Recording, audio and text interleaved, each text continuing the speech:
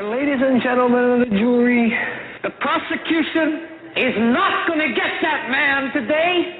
No, because I'm going to get him.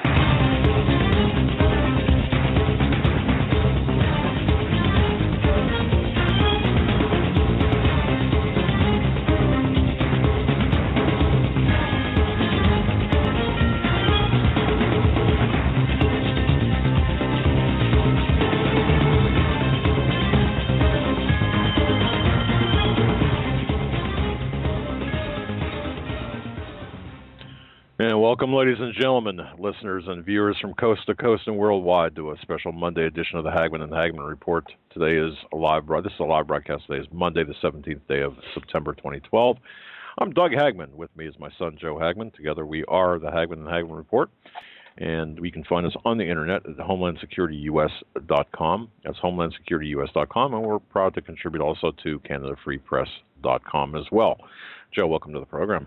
Glad to be here. It's an exciting Monday, September 17th edition. Before the show, today we were on Truth Radio 1470 or 1410 a.m. in Tennessee. We're pretty dyslexic. Out of Ocoa, Tennessee, or Ocoa, Tennessee? Yes, it was the Kern and Kern show, or the Thomas and Thomas show. I'm sorry. Kuttner and Kerr. Kuttner and Kerr interview, yeah. Can you hear us now, folks? We're getting indications of sound problems. We shouldn't have any sound problems whatsoever. Hey, Joe, we got no sound. All righty. Well, now what's going on here now? Okay, we got that is on. Why does this have a? Make sure this is. Wait a minute. That's not it. You sure? Yeah. That's not it. Okay. We're just gonna act like a couple of amateurs here until we get this figured out here. Yeah, we're gonna keep going. If anybody has sound in the chat room, can you please let us know with a yes? You're good from one person. No sound either, guys. We're fresh. Who can? Well, yeah. You can all right. Thank you. Don't scare us, man. Yeah. It seems like every show we start out with don't scare us, bro. Sound questions. Don't tase me, bro. All right. Look, we had a heck of a weekend.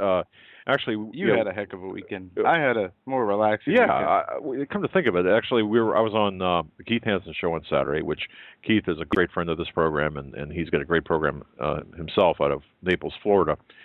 A tremendous talk show host. And folks, if you get a chance, go to KeithOnTheAir.com. That's KeithOnTheAir.com, and venture on over to his Facebook page. Like him, because look, here's what we need to do right now. We're gonna give you tonight on this program the news, and there's a lot of it, and none of it's good. Right. Okay. And look, we need to. Like-minded people have to stick together at this point right now. The best antidote to fear, aside from God, is information, is preparation, being prepared. And by the way, Keith is one of those people who share the information that we share. He's part of, he's really one of us. And like talk shows, we like to stick together. Leave your egos at the door. We're all in this game together, or this world together, I should say, not a game. We're all in this situation together, and we really need to stick together. So that's why, like him on Facebook, spread the word, KeithOnTheAir.com, and it's not official yet, but I might be guest hosting for him in the near future. Also, when he's up here in our area doing some firearms training. Now, I'll be on Coast to Coast tonight just for the news segment, Coast to Coast AM with George Norrie tonight. And we were on, as you said, in Tennessee today, and I think we were also on one or two different programs this week. You might have been. Yeah, I think I was. I don't remember, but I had a relaxing weekend. I tried to get away from the chaos and turmoil, and my wife had a 2-day vacation, so I tried to spend as much time as I could away from all the chaos and with her. Go figure. And I enjoyed myself, and today back to the daily grind. And there is a lot that you miss if you don't pay attention to the news for a day or two. Yes. Even though I already knew what was going on in the Middle East, I had no idea of how bad it really was. We have reports now of reports that we talked about at the end of last week that Libyan officials warned the U.S. 3 days before the attack, but new information has come out. Not only did the embassy in Egypt, or one of the consulates in Egypt, warn the people in the Libyan ambassador's office of America.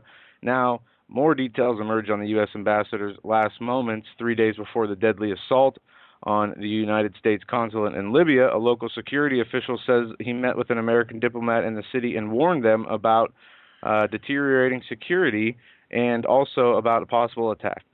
Well, and the scary thing about this is that what people are not getting here is the fact that this ambassador was attacked. Stevens was attacked at a safe house. They knew the attackers, the Islamic terrorists knew the location of the safe house and knew the layout of the safe house. And the only way to do that is to get inside information. No one's talking about the inside information. And I've got a problem with this because you've got Huma Abedin, or Huma Abedin, depending on how you want to pronounce it, who is Hillary Clinton, State Department, her chief of staff or body person, whatever you want to call her. Well, she's her mother-in-law. I mean, her mother, I'm sorry, not mother-in-law, her mother, the Congressman Wiener's mother-in-law, her mother is part of Muslim Brotherhood, or has ties. I shouldn't say part of, has ties to Muslim Brotherhood.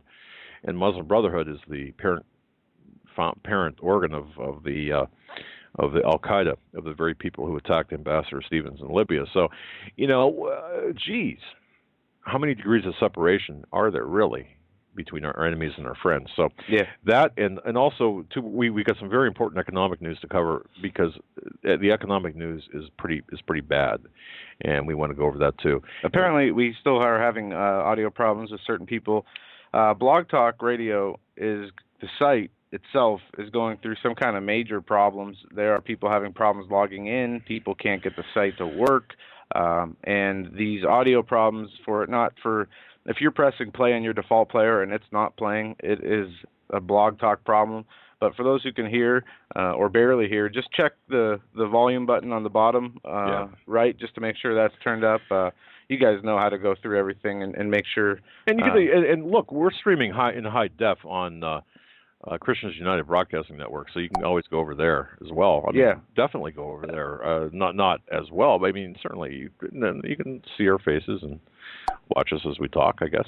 Yeah. But that said, now, and we will be taking your calls this evening at 661-244-9839. That's 661-244-9839. And we will be taking calls for the whole night, because we have as much as information as we have to give to you. I'm sure callers and listeners have a lot of information that we missed and we need to get into also. We have some developments just from today. Right. And Iran atomic chief says explosives cut power to their nuclear facility.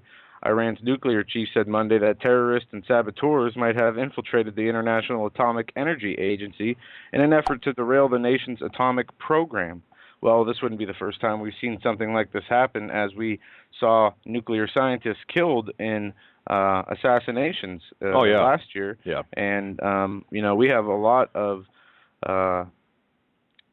developing and already developed stories about the Iranian nuclear program and the attempts to bring it down, going back to the Stuxnet virus that Israel and the U.S. created, which turned into a monster of its own. Now we have the motorcycle. They placed the bombs on the cars of the nuclear scientists, and that was last year, I think. And now this. And I'm sure there's more that has been reported, maybe some underreported things. But according to this, they say that the UN organizations are trying to make it hard for Iran to develop or further any more nuclear capabilities. Also, they are talking about, every day or week we see something in the news about how Israel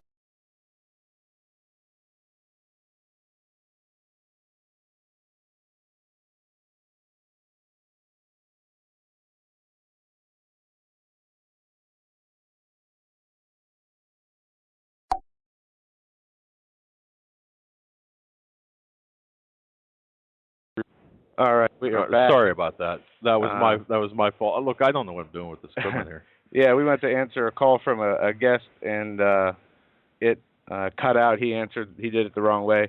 Hang in there, infidel. We'll get to you. Hold on. We'll get in contact with you. We have an update on a story we did probably 5 months ago. And this is great, too, this update. I'll tell you what, when Joe told me about this, man, I mean, I know exactly where I'm going to hold off on that. Where were you in the conversation when I was screwing up the mess here? I don't know. The Iranian scientists, the Iranian nuclear scientists and their nuclear program being sabotaged by political assassins or shadow people who work for Israeli or American interests, starting with the Stuxnet virus, going to the assassinations of the scientists, now explosions being cutting off the power to the Iranian facilities.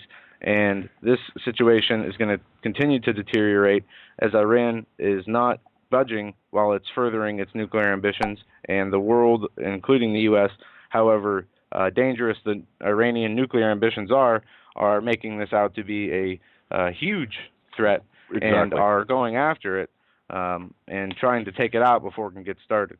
Now, look, that's not a bad thing necessarily, the infiltration of the terrorists into the nuclear power plant. That's not really a bad thing, okay, when you really consider that could take out perhaps part of the infrastructure that's creating the fissionable material to make the bomb in Iran. Now, bombs in Iran, okay, if that would work, but it's a do or die situation. I mean, that's a pretty dicey thing to do, as long as you don't get caught. But that's not a bad thing. So don't look at it as necessarily a bad thing, especially if it would alleviate the need to go to war. And war is, in this case, perhaps it's inevitable, and it also is being used as a distraction for the economic news, which I'm going to tell you, folks, I am very frightened by what I'm seeing with the economy, and we're going to be getting into that in more detail. But with respect to the Middle East situation, Turkey is now allowing Al-Qaeda to move across their border into Syria. Now, don't forget, Obama talks to the head of Turkey, the president of Turkey, every day. Okay? Just understand that. Turkey is like the wild card in this Middle East situation. Yeah. And for them to allow Al-Qaeda troops into Syria, poof. And we saw last year when Gaddafi was killed, Hillary Clinton, what she said. And for those who don't remember, I'm going to play this quick audio clip for you. This is Hillary Clinton on the Gaddafi death. Oh, of course. Yes, we came, we saw, he died.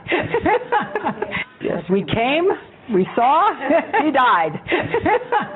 What is basically, I guess, a kind of summary execution, or what may well have been a summary execution, is a kind of fairly barbaric end to what I believe was a very barbaric operation from the start. Yes. Now, that was a clip of Hillary Clinton saying, we came, we saw, and he died, talking about Gaddafi. Now, look at the blowback, backlash, whatever you want to call it, of creating a foreign terrorist agency, Al-Qaeda, which I have another clip of her saying they did so, and it coming back to just right in your face. I have clips here of John McCain last year saying the Libyan rebels are my heroes, they are patriots. I have clips here of them, Hillary Clinton saying the Libyan rebels are freedom fighters, all which we can see is BS.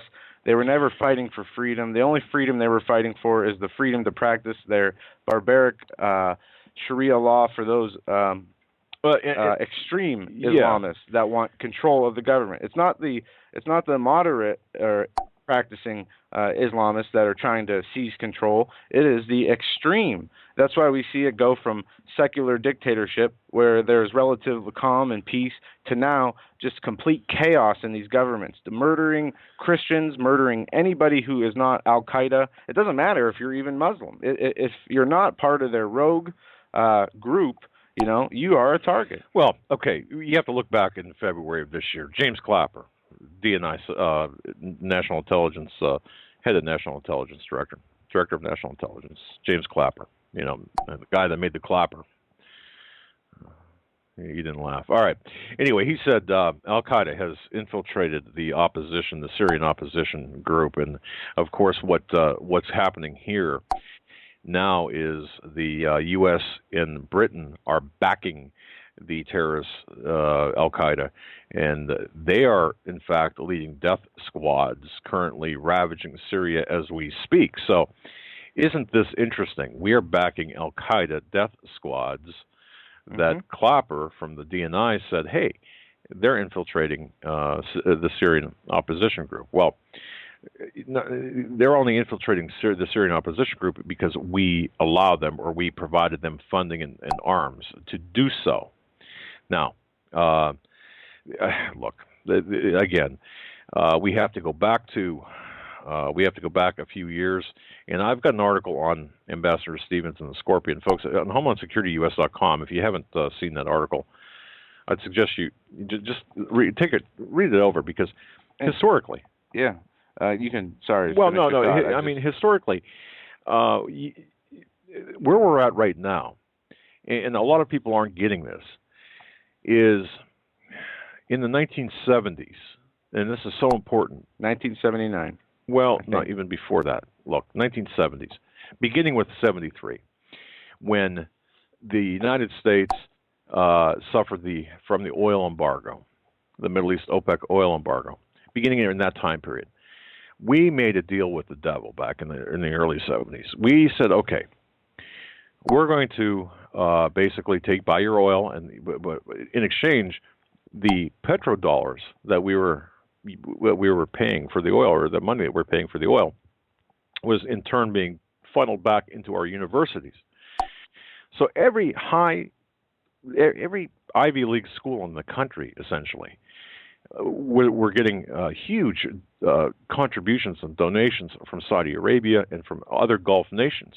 And instead of putting that money toward the doctor, physician programs or engineering programs, what they did was they established and rewrote Middle Eastern history. So what happened is, and understand, these people think in terms of generations, in decades and generations, not just years and hours and weeks and months like we do. The ultimate result is the journalists, the academia, people in academia, now have a revisionist historical view of the Middle East. They're not familiar with the Islamic Caliphate as it existed prior to the European control. So what Obama is doing right now is reestablishing the Islamic Caliphate from North Africa, from Morocco to Afghanistan. That's the Obama doctrine. And that's what I refer to as the Obama doctrine. He was actually selected and groomed. Now it's coming clear. Yeah. He was selected and groomed to be in this spot at this time, and that's what he's doing right now. He's reestablishing the Islamic Caliphate to usher in this Islamic Caliphate and global governance. And that's the key. The Obama doctrine, that's the headline of the show, and I just picked that up out of my father's article. I'll post it in the chat room here, the Ambassador Stevens and the Scorpion. It's a must-read. But the Obama doctrine, a subtitle of part of this article, caught my eye, because the Obama doctrine is much more than the Obama doctrine. It's the globalist doctrine. That's right. With Obama's face. And they picked this man after George Bush, 2 wars, Department of Homeland Security, the torture, the outrage of all the people from the wars to the torture, and they brought this man in under the pretext of hope and change, and he is bringing hope to the Middle Eastern countries. He is bringing change to America by destroying it, and he is carrying out it. He never said exactly what kind of change he would bring, not in so many words. Fundamental change. Right. But the Obama doctrine is the globalist blue book for what is going to take, or the blueprint for what is going to take place and how World War III is going to be brought about. Now, for anybody who's not familiar with Albert Pike, if you have and can grab a computer and do a search real quick, go read the letter of Albert Pike's from his book Morals and Dogma about the 3 world wars. In 1871, he wrote a letter about the 3 world wars. And in 1871, he mentioned how World War II would be against the Nazis and the Jews. Well, the Nazis weren't around in 1871. And it gets even creepier once you read about World War III, because not only does it talk about Islam and Christianity and atheism going at an all-out battle, it talks about bringing in Lucifer as the true shining, God who we're going to worship. Yeah. And so, his predictions have been correct in the first two world wars. Beyond scary, correct. Now, some people will say, wait a minute, the Albert Pike's letter to Mazzini has not been authenticated, and it could very well be a fake, a fraud, and there's no proof, et cetera, et cetera. But basically, our research has suggested that there's, absence of evidence is not evidence of absence, and I've got to say that based on everything we've come up with, I would put forth a little bit of. I would in fact suggest that that is authentic. Yeah, and just for Troy, if you can hear me, I don't know if you got a chat room open, but we can hear the clicks from the chat room, and I don't think those are on our end. Unless open your chat, and no, yours chat's off. Yeah, okay, so just in case people say they can hear the clicks. But anyway, back to Albert Pike. His book Morals and Dogma. All right. Was written, and it is followed by lots of Masons and the Freemasons. Exactly. It's their book that's like a must-read, and it is basically says they worship Lucifer in the book. But anyway, the letter, you have to read it. It could give you a better understanding. We have to match it up with what's in the Bible. We have to really decipher what it says in there. But I want to go to a call since we got a caller on the line who wants to talk to us. Let's do it. And anybody else who wants to call in, I saw somebody else jumped off the line there. The number is 661-244-9839. This is a caller-driven show, a listener-driven show, so let's rock and roll with that. Yeah. And Infidel, we're coming to you, but we're going to go to this area code 403 first. Area code 403, you're on with the Hagmann and Hagmann Report. Good evening, sirs. I was talking to you a couple of weeks ago about all that earthquake swarm on Southern California. Yes, sir. I remember. Okay. Well, if you've been watching for the last 2 weeks, you've now got several volcanoes erupting along that line. Yes. Also this morning, in the Mexicali area, there was 2 steam vent releases that occurred. I was also looking at, I think it was Standeo's site this morning, or this evening, and they have an update from the HAARP status, and it looks like that whole Southern California area has an elevated level of high-frequency activity in the upper atmosphere, according to the HAARPstatus.com. Okay. And that was as of last Monday on the 10th. And today they had those steam vent releases right on the Mexican-California border. So it looks like that area may be in for some more trouble. I was just going to ask, more rumbling. For us non-professional followers, what does that mean? I mean, you've got increased activity, you've got steam vent releases in that area. What happens next? Well, it looks like, I guess in Mexico, you also have one of the volcanoes there that is starting to become active. You may actually have magma movement, which is what they're picking up as your earthquake swarms. All right. Which are also happening again in Iceland and also in the Canary Islands. Mount Herrero is getting quite active again. And last year, when it was active, they had underwater volcano that popped its cork just to the south of the main island there. Okay. So these earthquake swarms could be magma movement, and if HAARP is involved, it's just trying to attenuate it to make something happen. Now why, though? Okay, see, you're talking false about flag, maybe? Who knows? All right. Now this is weather modification. This involves a lot, at least for us, the unknown. You're talking about scalar weaponry, are you not? Frequency weapons. If it's HAARP, that's the American. Scalar is Russian and Chinese. Okay. And that's based on Telsa. Okay. Oh, Nikolai Tesla. Yeah. Is that who you're? That's correct. Okay. So. Yep. Scalar. The Russians followed that line of technology, and the Americans picked up on what they call the HARP system, which is using low-frequency radio waves to superheat the atmosphere or ionosphere, one of the layers way up there. Yeah. Okay. Now, and that creates weather modification. This is what we're here is caller is if you know or even speculate. Could this be what people are hearing? You know, the rumbling, the sounds that they were hearing, the rumblings, like in Michigan and such.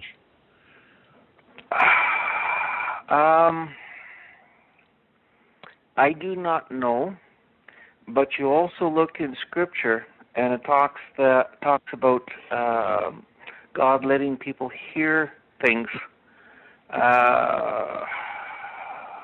I'm getting myself into a big hole here because I can't remember the exact quote on that. That's okay. But right. We get whether they're man-made or natural, it doesn't really matter. Mm-hmm. As for how the prophecy goes. Yeah, I agree. Because it's independent of. Yeah. Okay. All right. If it's man-made, it's possible. There's also stories that are floating around of subterranean tunnels that are being carved across North America. Some of the sounds could be coming from that. Playing around with the atmosphere, yes, you could create resonant frequencies, probably. Okay. Which people are hearing. I believe up here in Alberta we had some of those sounds about 300 miles to our north around the Hinton, Alberta area. They were heard out in the middle of nowhere. So they are quite prevalent around the world, and those who have been following that are very much aware of that.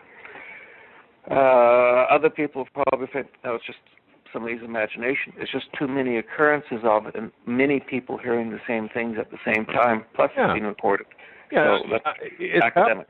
It's happening. I mean, look, the news is reporting on these sounds. People are reporting on it. They're calling us. They're emailing us. Look, we're hearing these low rumbling sounds. And then there's they exist. The part of the people out there that create fake videos with fake sounds to discredit what is real. And there's no doubt that these sounds have been heard. Well, like I said, when you have police, when you have mayors of towns, when you have governors coming out and saying they are hearing these noises, you can guarantee they're real. Maybe not all of them you see on the internet are real, but definitely they are a concern and a mystery. Yeah, indeed. No. All right. Well, I'm glad. Okay. So which should we have caller? Should we which the AO1? I mean, hang on a second. Caller, should we get Stan Deo on the line, or not on the line, but on a program to? Is this significant enough? What's going on right now to have a program on this about the earthquakes and the magnet and all this stuff? It may be something to be very much aware of, because there are stories out that the Fukushima earthquake was also had HARP inducement. Okay. To help to enhance what happened.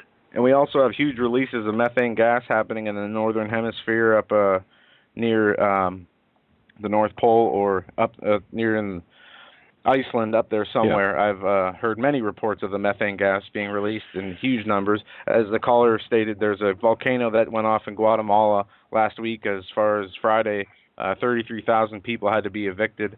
There are other active evacuated volcanoes. I'm sorry, evacuated. Which would you say? And there's a few more rumbling. I'm not sure. But I said, yes, you're right. There are a few more rumblings and indications of other volcanoes that might be set to go off, or at least releasing something. And all these things that are happening, these natural disasters, these rumblings, the volcanoes, the playing with the sky, as the caller alluded to, no matter man-made or not, it is prophecy. And it doesn't say in the Bible if it's, created by God or by man. It just says it's going to happen. And we see it happening, and it's something we need to pay attention to. Not only pay attention to, get experts on, and other people who are more in the know to talk about. I appreciate your call. Is there anything else you'd like to say before we let you go? Yes, there's two items actually. Mount Herrero in the Canary Islands is one of great concern. National Geographic did an article on it back in the beginning of 2000 sometime, and there's a crack down the middle of it, and if there is a major earthquake or a volcanic eruption, they're concerned that part of the island will cave off or calve off. Yep. Like an iceberg. Yeah, create a super. And wow.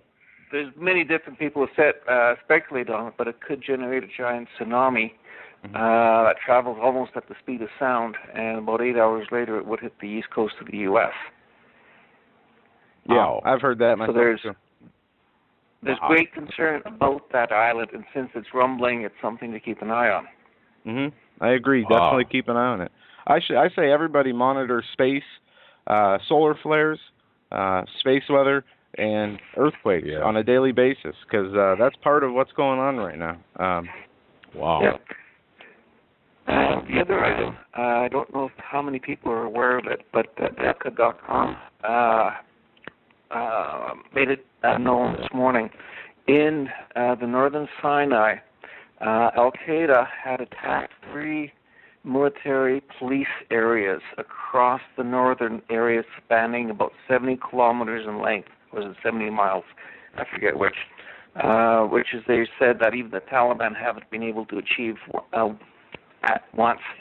They are surrounding, this morning they were surrounding the UN base and basically had it under siege to the point where inside the UN people, they did not want to fly aircraft because they could be shot down. I believe it's El Arish. They went in there, went into a school area, kidnapped the kids, and used them as human shields to attack the police station and to try and overrun it. They were counterattacked with, I believe, aircraft, of which one or two of the Egyptian ones were shot down. I do not know the result of their hostages that they were being using. Both Israel and Egypt are trying to keep this quiet. That's true. This is something else that is happening. Yeah. In fact, we were going to get into that a little bit, but since you brought it up, caller, we have been getting reports of, Egyptian-backed Al-Qaeda forces in the Mount Sinai area. Now, Egyptian-backed. Is that what you're? Is that what that? That's not. Yeah. Okay. I don't know if they're Egyptian-backed. This is Al-Qaeda-backed. And well, this is northern Sinai along the Mediterranean. Right, but okay. We've got information that there's ties to Egypt on this in this particular incident. So I think we're talking about the same thing, but. It could also be a false flag that is being used in order to arm and twist everyone to bring heavy armaments back into the Sinai, saying we need to have it in order to put this down, especially if the UN troops are surrounded. I wouldn't put it past them to use it as a false flag. Yeah, right. Right. Well, we will provide more details as they come in, but since you brought it up, like I said, that's what we had information about that. But caller, we got some other people on hold. We're going to cut you loose, my friend. You have a good go for it. You have a good day. Thank you very much for the call. Thank you so much for the call. Take care. Okay. Bye. Bye. All right. Thank you for the wonderful call there. Indeed. We always had HAARP is a whole nother monster that we're going to have to really do a whole show about the weather modification and HAARP and how they connect with each other. And this is something I didn't believe. I really didn't believe in the HAARP, the technology behind it. I didn't believe it was being used. I didn't believe weather modification. I really didn't believe that. And I got to tell you, the more you start looking into this stuff, the more you'll find that, it exists. And yes, it's being used, and there are patents on it. I mean, follow the patents. I mean, for crying out loud. I mean, it is something to look at. Now, could it be used for good? Of course it could. Of course. But is it being used for good? That's the big question. I don't believe it is, necessarily. Yeah, I just dropped my mouse here, but I want to play some audio to get to this story real quick, and then we're going to go to the story we told you about. We had some final confirmation on. Which is you're going to find fascinating, by the way. We want to thank one of our listeners. I just want to play this quick clip to remind people the attack on religion, whether it is in the news or not in the news, is still ongoing. If you have to look to find an article or a story, they're there. You will find them every day. When you say religion now, what do you mean Christianity? Well, and religion, Judaism. religion in general, but yeah, mostly Christianity. This is about Christianity. There was a school student who had to take off his rosary beads because the principal said it was the symbol of a dangerous gang or a gang-related symbol. Here's the audio. They tell me that I can't wear them. Manuel Vigil wears rosary beads to protect himself from harm. That's typically not what we want for a safe environment in school. But his school district thinks the religious necklace could harm students. A prayer for each one. So twice in 3 weeks, they confiscated his rosary beads. Yeah, it's the exact same thing. The district says they can be affiliated with gangs and disrupt learning. Are you in a gang? No, I'm not in a gang. You're a good student. Yeah, I'm a good student. The 16-year-old says he and his family are strong Catholics. I use them for prayer. I feel safe when I have them on. The district says it gave the junior options before seizing the beads. We've given you 2 opportunities to take it off or to put it inside your shirt, and that's not something that you're interested in doing, then you don't leave us an alternative but to remove it. Vigil says he only got a demand. If he would have gave me that option, I would have put it in my shirt. Vigil's classmates agree putting a bad label on a good symbol is wrong. If it's religious reason, then you should be allowed to wear it, because I think we have religious tolerance in this country. It's a necklace. Girls wear necklaces all the time, and they never get them taken away. They can say anything they want and it's disruptive. Just because they say it doesn't mean it's true. Vigil says how ironic he's getting in trouble for being a good and faithful person. And I could see if I was out doing gang activity, but I've never been in trouble with the law. I've never been in trouble at school. And that's the end of the audio, folks. I'm sorry I don't have more of that put together. I uploaded that with 10 minutes to go to the show, but I found it so important because this is why. Parents, if you have children who are going to school, who are going through this, wearing chains, wearing the T-shirts of, I love Jesus, we see that all the time. They get home, get told to take the shirt off, turn it inside out, they get suspended. You go into that school and you tell those principals and those teachers that they're not going to take that off, that they're not going to change their clothes or take out their rosary, that they're going to wear them proudly in the school, and if they want to do something about it, they can go ahead and try, but you will hold them personally accountable in court for violating your First Amendment. And in the clip, the kid says, I think we have tolerance for religion. No, you have the freedom to express your religion, the First Amendment right. And people that don't know their rights can not get ahead in this system. And soon, even if we know our rights, it won't matter. We've got a country but while right now. We still have a chance to fight these things.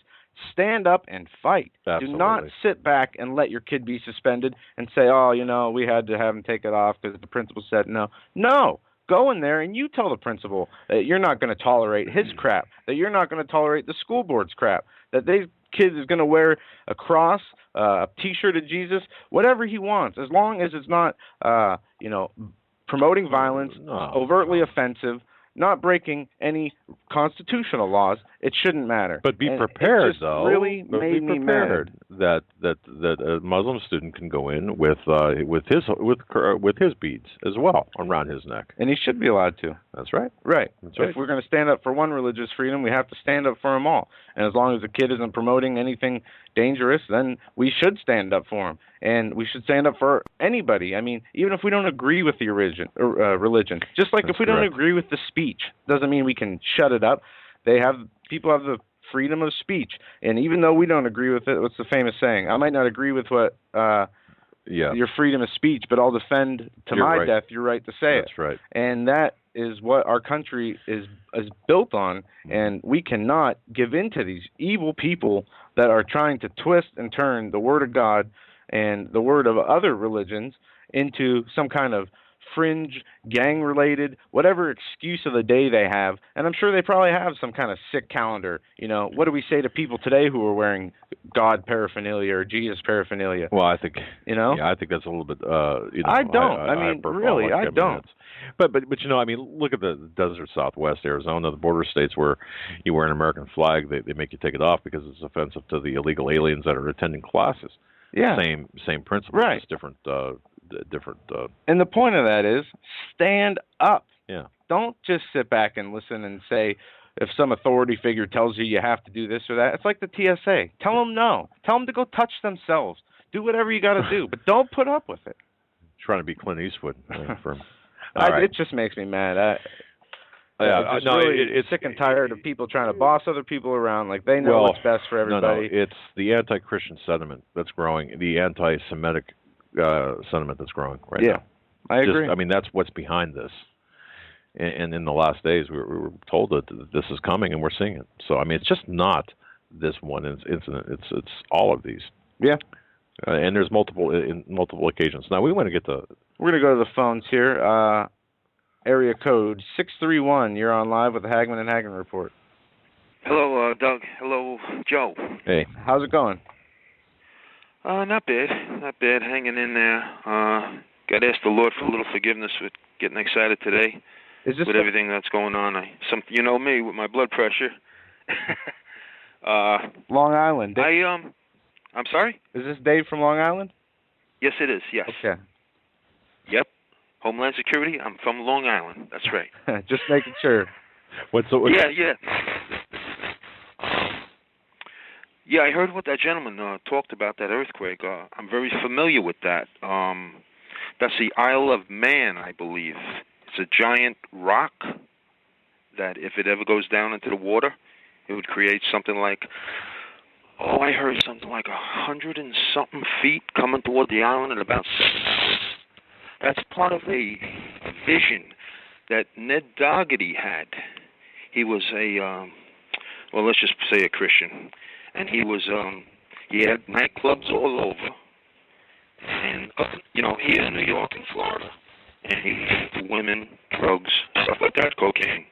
And he had a near-death experience. And during that experience, he had visions. And I don't want to... There's a high point on this island, and it's a Christian place. And he's seen water, a huge wave, coming toward the island. And this... I don't want to get too much into this figure that's rock on it's very elevated, very high on the island. There's only one other place as high as this. And he said the water was up to that top of the rock or the ground. So whether or not that, I'm sure, I don't know, but he just said that before. I heard him say that. I found my glasses. I didn't know you were going to get to me so quick. Here's a little something for everybody out there. Can I read a little something here? Last Sunday, are you there? Yes, we are. We're here, I think. Last Sunday, I'm writing this thing down from the computer. It's a vision. Not a vision, but it's called The 3 Days of Darkness. Now, I know you said this reading out of the Bible about something with 3 days. I believe you said that. Or the sun and the stars show will not have any light. And I seen somebody in the chat room talking about that a couple of weeks ago. Right. Saying something about that. So, and then I remember that object out in space, that whatever Planet X or whatever, and I think I read somewhere that if it's true, if it comes by, it would be like 3 days that it would be really affecting us. So I did this, and after I wrote this down, I'll tell you all after I read this real quick, if I could do this real quick. All right. Yeah. Quickly. Because I don't want to do that. Take care of the animals during these days. I am the creator and preserver of all animals as well as man. I shall give you a few signs beforehand, at which time you should place more food before them. I will preserve the property of the elect, including the animals, for they shall be in need of subsistence afterwards as well. Let no one go across the yard, either to feed the animals. He who steps outside will perish. Cover your windows carefully. My elect shall not see my wrath. Have confidence in me, and I will be your protection. Your confidence obliges me to come to your aid. The hour of my coming is near, but I will show mercy. A most dreadful punishment will bear witness to the times. My angels, who are to be the executioners of this work, are ready with their pointed swords. They, the angels, will take special care to annihilate all those who mocked me and would not believe in my revelations. Hurricanes of fire will pour forth from the clouds and spread over the entire earth.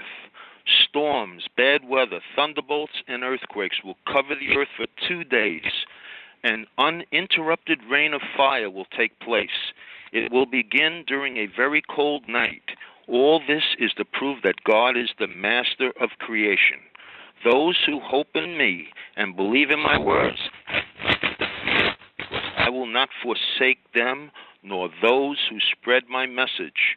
No harm will come to those who are in a state of grace and who seek, well, I'm going to leave that piece out.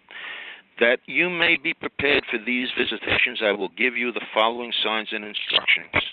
The night will be very cold, the wind will roar. After a time, thunderbolts will be heard. Lock all the doors and windows. Talk to no one outside the house. Kneel down. Be sorry for your sins and beg my protection. Do not look during the earthquake because the anger of God is holy. Jesus does not want us to behold the anger of God because God's anger must be contemplated with fear and trembling. Those who disregard this advice will be killed instantly. The wind will carry its poisonous gases, which will be diffused over the entire earth. Those who suffer and die innocently will be martyrs, and they will be with me in my kingdom. Satan will triumph, but after 3 nights the earthquakes and fire will cease. On the following day the sun will shine again, angels will descend from heaven, and will spread the spirit of peace over the earth. A feeling of immeasurable gratitude will take possession of those who survive this terrible ordeal, the impending punishment with which God has visited the earth since creation. All right, I won't take up much. I won't take up much more. What? A little more, but I just want to say this. After I was done with this, I went outside and there was an oldies song on, and I went out to shut the radio for my birds because it was 10 o'clock. As I'm shutting it, I just wanted to hear which song it was. It was the beginning of Johnny Maestro. I don't know if anybody knows that, and the Brooklyn Bridge. Well, it was the verses. I swear, it was unbelievable. Walk on through the dark, walk on through the storm, for you never walk alone. And I just sat there in awe again. Just after I finished writing this down, I heard that song, and I just shut the radio off. So people out there, I just got to say, stay strong in the Lord. Stay strong in the Lord. Vernon is right. The King of Kings is coming. It might be hard for us, but don't forsake our God. Don't forsake our Lord. Good enough. Did you say where you were reading that from? Yeah, where'd you get that from, Dave? Because that's very similar to what Kathleen Keating had written back in the 1990s. You want me to tell you where? It was by a saint, Padre Pio. Padre Pio. Okay. Right. Padre Pio back in 1950. Okay, because Kathleen Keating was very, very, very keen on Padre Pio and talks about Padre Pio in her books as well as her radio programs. So very. And Dave, we really appreciate your call. We're having terrible audio problems. I don't know if you can hear. I know they were doing it to me because when that fellow was on before, talking about all this, they're doing it again. Yeah. All right, but Homeland Security, whoever you evil things are, you're risking the fires of hell. That's all I got to say. Yeah. All right, my friend. God bless you. Thank you. God bless Dave. Take care. And by the way, all of our buttons are pressed properly and their knobs are turned the right way. So and I always say, you want to mess with something, you come mess with me. Don't mess with the radio show where I can't get to you or find out where you are. You got a problem with us, come tell us, you know? Why do it anonymously? Why do it like a coward? We've like a relax, little 10-year-old girl wanting to fight but hiding behind your computer screen. I just don't In fact, like we'll even give you airtime. How's that? We'll even give you airtime. We'll even give you FaceTime on the high def. Absolutely. FaceTime. So just come on in. You know where the offices or the studios are located. So for the last 10 minutes of our show, we're going to go to Larry, our friend who has uncovered some answers to questions we have. Very interesting. Now I'm going to post this article in the chat room, guys. Open this up. The title of this article is, for those listening archive, is Mysterious Cameras Mounted Along St. Lawrence County Highway. Messina Electric Removes one for lack of authorization. And I got to tell you something. I know exactly where this is because we were up in Messina in St. Lawrence County. We're up there a lot. Yeah, this is from May 30th, 2012. There's these boxed cameras and more mounted on telephone poles without authorization. We reported on it. The electric company took it down and said they had no knowledge of where the camera came from. And we have breaking information on that. Yeah, Larry had told us about this or alerted us to this story initially, I believe it was, that we reported on it. And now we have him back. Larry, welcome to the program. Good evening, gentlemen. How are you? Let me check. Look. We're all right, my friend. So what have you learned about these boxes, these mysterious boxes? Well, I happened to see a picture of the inside of one of these boxes. It was jam-packed with electronics. The size and scope of this camera is pretty amazing. They weren't going for anything that was small. I'd say to a traffic control box on a traffic signal pole. Yeah. Right. That size, okay. And it was just jam-packed with electronics. My source estimates probably at least $10,000 worth of electronics inside. It had a wireless camera, so they could get it from 2, 3, 4 miles away on their laptop. They could watch it. So this is a wireless camera, a big wireless camera in there. All right. Yep. And maneuverable and accessible via laptop, right? Yep. What you're saying, okay. That's what I was told. I was also told it was from ICE. All right. So Immigrations and Customs Enforcement. Now, here's the question I've got for you, sir. Why didn't anyone tell the local authorities what they were doing? I really don't know that answer. I know that there has been lots of problems with cigarette smuggling. My source said there's lots of drone activity up in that area, and a high concentration of on the cigarette sourcing boats and vehicles and coming over from Canada, from the Indian reservations in Canada. Right. Yeah. For those who are unfamiliar with the area, this is a area very that rural. It's very, very rural, first of all. Second of all, it is up right near the Canadian border, and there are Indian reservations up there, and they do go through spouts with local authorities and over cigarette trafficking and the tobacco. The big tobacco companies don't like being, cut off by, or they're having their toes stepped on by these Indian reservations who make their own, grow their own tobacco, and sell their own brands of cigarettes. So this is what we see. But you're talking about the Larry. You think that's for cigarette trafficking? I mean, no. Seems like overkill. Yeah, no. I think that's just a convenient excuse. So what do you think the target is here?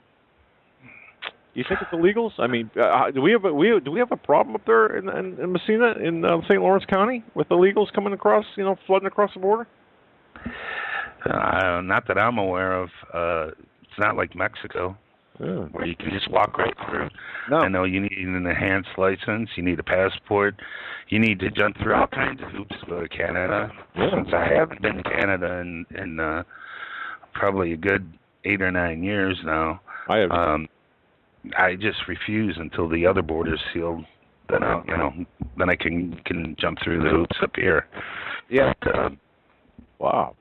So we have solved the mystery of these cameras reported on. Basically, we know now they're for ICE.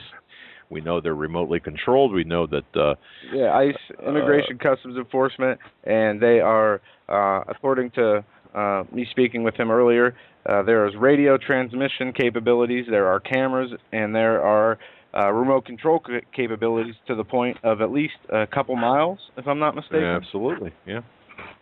Yes, that's what my source said, yes. And environmentally controlled units inside, too. That's important. Those units are environmentally controlled. The temperature inside those units are cooled in the summer and heated in the winter.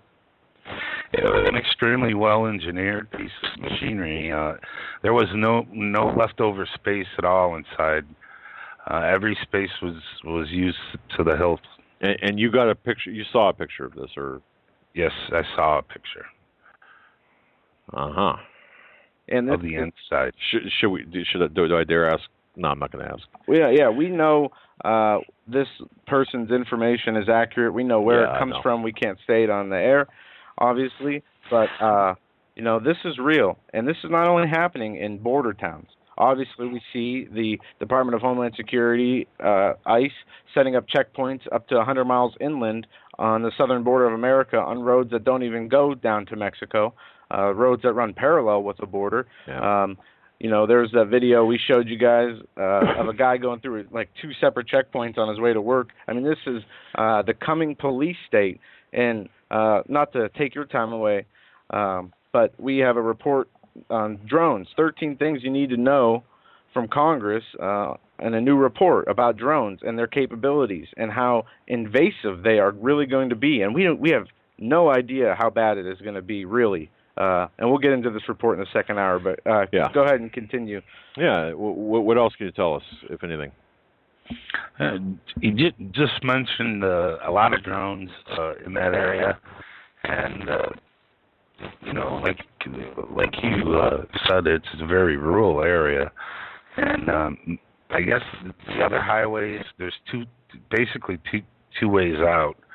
One way is heavily patrolled with unmarked and marked law enforcement, and this other road has these cameras, and they seem to suggest there was more than half a dozen than the article says here. So that there was more than 6 of them. But that's what that North Country Now article says, about a half a dozen, but I think there's more. Okay, if now that's a little bit troublesome if there's more than 6. Are they in the city area of like Malone, Messina area, or are they just on the county roads? Do we know? I think they're just on this highway, as far as I know. Okay, all right, but that more than 6, you're talking about a pretty hefty bill for expenses and a lot of equipment allocation and people behind that equipment to monitor it. So they've got to be, I don't know, looking for something. I don't think that they're just, well. Right. I mean, they're putting up these invasive data gathering tools and all over the place. Yeah. We see them here in Erie. They're putting up these telephone poles that don't have lights on them, that have cameras, these small cameras about halfway up the metal pole, and they have transmitters at the top, no lights. They have no other function or feature in my mind other than the camera mounted there. And what else read is plates. inside They can read license plates as well. And also, off the highway in New York, Route 86, there are putting these big boxes out there that can hold people. Yes. And they are monitoring traffic, license plate readers, and speed traps with these boxes. Yeah. It's crazy. It's crazy. But, boy, I'll tell you, I'm glad now. Anything else that we should know about? Not right now. I think, I mean, where could I start? I mean, there's so much going on right now. But as far as this story goes, that's all I know about the cameras here. And well, are they going to leave them up there? I mean, or what's the what are they going to do with them? I didn't ask that question. I just assumed they were going to leave them up there. And we can find out. We'll put in a call because from what we first learned when we reported on the story is the county was not happy with these boxes being where they were. That's right. And wanted answers as to where they came from. So we'll see if they have a comment now that we have some information as to where they did come from. Yeah. All right. We're gaining at the top of the hour, my friend. Anything else that you want to say? The audio is very choppy. I don't really know what I couldn't understand. Sorry, okay. We're going to let you go. Yeah, we're at the top of the hour. Can you hear us? Can you hear us now? We're choppy. All right, we're at the top of the hour. We're going to cut you loose. Thanks. Thank you so much. You're welcome. And ladies and gentlemen, if you are hearing audio problems, I want to say that Blog Talk Radio is having a huge number of problems. I am getting people telling me they can't log in, other show hosts telling me they can't log in, can't take calls. We are obviously having audio scrambling problems that is reaching our listening audience, which is not normal. Usually it's just in our headphones, and we're going to try. Which is why we're very thankful for Christians United Broadcasting Network. Absolutely. You can go over there. Homeland and, Security US, the number one .tk, listen and watch live. They might still have the audio problems too because of them streaming our show, but via Christians United Broadcasting Network does video broadcast our show every night, and we want to thank Troy so much for doing that, as he is a tremendous help, more than he knows. Folks, we're going to be going up against the break. When we come back, are the banks setting us up again? Also, the hypocrisy of central banks removing tail risk, and, not least, is the DHS preparing for false flag attack on American shopping malls? That, your calls, and more on the other side. You're listening to the Hagmann and Hagmann Report.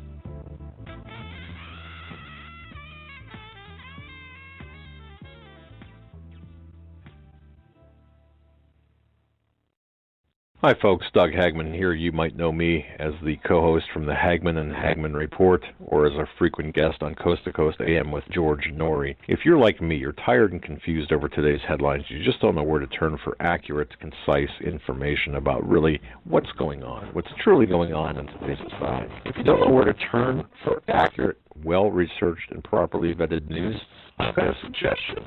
In fact, it's a requirement. Bookmark Canada Free Press. That's CanadaFreePress.com on the internet. It's just not for Canada. It's for news across the world. Judy McLeod, founding editor, has put together a vast array of talented writers like Kelly O'Connell, Daniel Greenfield, Dr. Elena Johnson-Powell, a lot of guest columnists, very talented writers. Folks, that's Canada Free Press at CanadaFreePress.com. Now mobile friendly. Follow on Facebook, because without America, there is no free world. Survival of the fittest. In any and all situations, survival is your number one priority. That requires being tough and thinking smart. And the folks at Freeze Dry Guy are going to help you do just that. They have the long-range patrol ration entrees, what they call the Brick Pack. When you're in survival mode, it is absolutely the best item for your survival pack or bug-out bag. You can go farther, faster, and carry more food with the LRP cold weather ration entrees. Not only do these long-lasting, durable entrees help sustain you or your family through the harshest environment or situation, they are by far the most delicious of their kind. No contest. With a variety of tasty entrees, you can't beat the LRP Brick Packs. Let Freeze Dry Guy help you in your survival situations. Go to freezedryguy.com. That's freezedryguy.com, or call 866-404-3663. That's 866-404-FOOD. Folks, Doug Hagmann here. I want to tell you about mindregard.com. That's mindregard.com. Folks, if you go to HomelandSecurityUS.com, click on the upper right banner. The banner in the upper right, it's to a site called mindregard.com. I'm taking right now a food supplement. It's not a drug. It's a although it does have medicinal-like qualities. It's a supplement, and it's called Nootropic, or nootropic, depending on where part of the country you come from. I've got to tell you, this is an amazing supplement. It is an amazing, I call it a vitamin. I mean, I'm from the old school. I will not endorse anything that I don't feel works or is a good product. And I got to tell you, this has really changed my life. It has given me more energy. It has given me a clearer head, which I really need. And it has given me a lot of other benefits as well. It's got a rather calming effect. It also gives, but at the same time, it gives you more energy. I don't know how that happens. But also, and I don't even know if I'm allowed to say this, but I got to tell you, my blood sugar levels, I didn't change my diet. I just added this, and I'll tell you what, they're leveling out. And I don't feel like I've got to drink a 20-ounce can of Red Bull every day. Which in and of itself saves me a lot of money. So anyway, folks, go to mindregard.com. There are newest sponsors, but I'll tell you what, sponsor or not, I got to tell you, this stuff really, really can change your life. Mindregard.com for nootropic or nootropic. And just tell them Doug Hagmann sent you.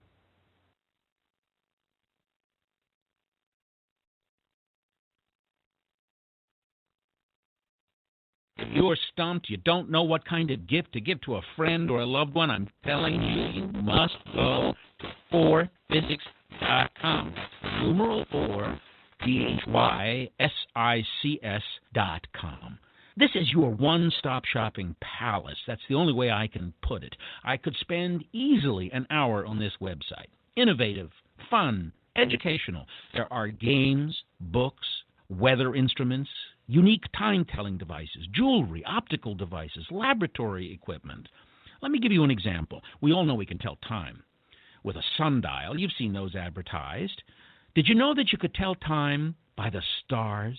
At 4physics.com, you can buy a horologium nocturnum. This was a navigational device used in the 15th century by navigators at night to tell time by the stars. It's beautifully crafted in the shape of a pendant, made of bronze and pewter, or gold and silver. Absolutely a stunning gift. I would be proud to give it to anyone. You must go to 4physics.com. Even if you're not stumped, that's 4physics. That's the numeral 4, PHYSICS.com. It's your one-stop shopping palace. Any problems that you have, I don't know what to get Grandpa, I don't know what to get my loved one, that's unique, you will find it at 4physics.com. Please take my word for it.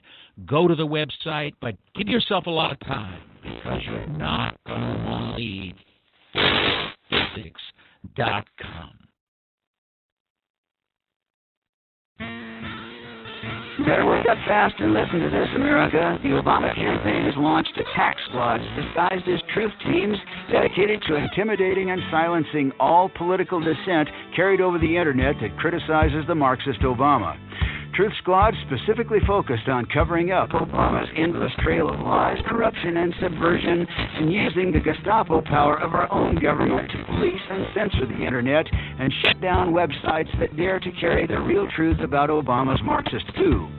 Remember the names of these Gestapo-style agencies that work right there in your neighborhood. KeepingHisWord.com, KeepingGOPHonest.com, and AttackWatch.com. KGB, SS, and Gestapo-style police-state gangster organizations at work to silence the important voices of patriot dissent, some of which have already been shut down by Obama's orders. Adolf Hitler would have been proud. We're the 21st century Tea Party patriots.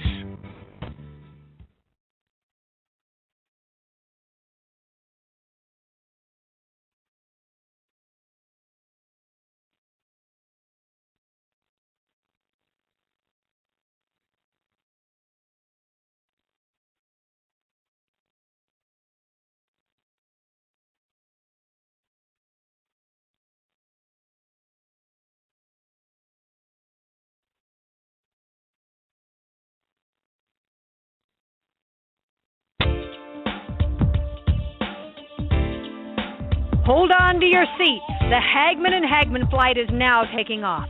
Doug and Joe Hagmann have cleared the runway of TSA agents, jihadists, political crackpots, and global elitists. Now get ready for some real news. Here they are, Doug and Joe Hagmann.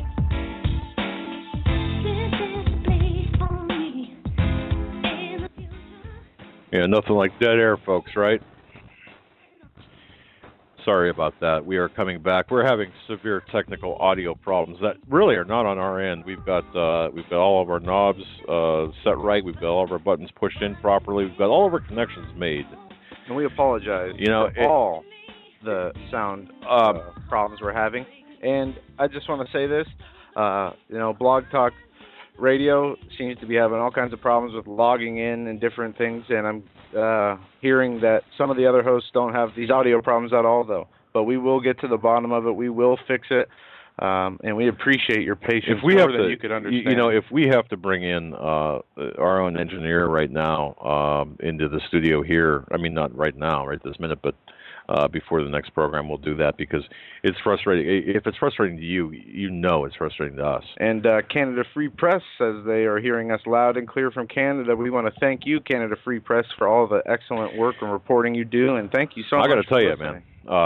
You know, one of my favorite people up there is Kiko, and Kiko can really write some good stuff. I'm telling you. But Judy does her. Judy wrote some amazing stuff this weekend, and also Brian, the technical guy, the behind the infrastructure of CFP. Thanks for everything you do for the Hagmann and Hagmann report. Okay, now, folks, the economy, and I want to again thank you very much for your patience for that dead air. But the economy is front and center in today's news, and I want to tell you something here. Last week, while everyone was focused on the Libyan embassy attacks and the Middle East violence, another terrorist act occurred here in the United States, and here's what the deal was. Ben Bernanke announced his independent, in-your-face answer to no one agency, basically the Fed, is going to flood our economy with $40 billion a month in counterfeit greenbacks. Okay, well, not really. What he's doing is just simply buying government treasury bond. In other words, monetizing the debt, which Obama and everyone in Congress said, no, we're not going to do that. They're doing that.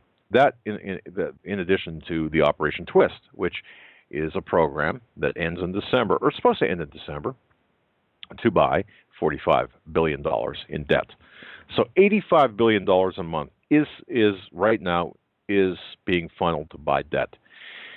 This is Keynesian economics at its finest, or Keynesian economics, depending on which part of the country you're from. This is the economics of destruction and theft, robbery, and much more, as we see the New World Order clamping down on their very final plans to destroy the dollar and bring the United States to its knees economically to bring in a more global, one world currency, which has been in the making of planning since the beginning of before the Federal Reserve. They set the Federal Reserve up to collapse the system 100 years later, to take control and reconsolidate the economy as a one world economy. And you will see them roll out the solution just as fast as the economy problems come in with the collapse. Well, and I was doing some research on this because my biggest problem, folks, is understanding what really is going on. Okay, they make this so complicated. The average person, right? It's like derivatives. Taxes. Can you? I can't even wrap my head around this. Derivatives. You're right. Yeah, derivatives. Taxes. The toxic assets. The ZERP, TARP, buying loans. All this stuff. Yeah. You know, come on. They got more acronyms, and you listen to Bernanke, and honestly. Do you know what he's saying? I don't know what he's saying. Is he talking English? Seriously. Yeah. I would find it refreshing if one of these news programs would bring Bernanke on, or Obama, or whoever, and Geithner, whatever. But, you know, sit them down and say, okay, explain to us in plain English what's going on. Don't give us this whatever. You know, don't give us this this commodity prices, this economy speak. What does it mean to the American people? But I was doing some research this weekend. Here's where it all started. Aside from, look, you can trace it back to the Fed, creation of the Fed. But here, in our day, here's where it started. If you really want to know, and Troy, if we're ready for the video, and you don't need the video in this, but if you're watching this on Christians United, then certainly the video would help. It's a 4-minute audio clip. Now, let me set the stage for this. Hot summer night. No, I'm not Meatloaf, but okay. In August 1971, Nixon, Richard M., Sunday night, interrupts Bonanza and talks about what? Taking us off the gold standard. Right. And this and you know, the gold standard, I remember this. Yeah, and I obviously don't, as I was not alive. But the gold standard was to back the United States dollar. Right. So we had paper currency that was backed attached by to something. a valuable asset. It would be, it's what we see now. This is why they call the paper money fiat. We have money printed out of thin air. Before they couldn't do it. They had to be backed by gold. You had to have X amount of gold to print X amount of dollars. Now, before this speech, you could take $1 or 10 or whatever and go, in theory anyway, and the government would have to give you that amount in gold.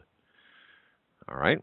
Now, this speech changed everything. And what I find so amazing about this, and listen carefully to what Nixon says, because his every word in this is important. But I remember, I was young, pretty young, but I remember when I heard it, people were more upset that Bonanza, the weekly TV series Bonanza, was preempted for this. That's where the mentality of Americans was. Now, go ahead, Troy, at your leisure. Go ahead and hit the play on that. The third indispensable element in building the new prosperity is closely related to creating new jobs and halting inflation. We must protect the position of the American dollar as a pillar of monetary stability around the world.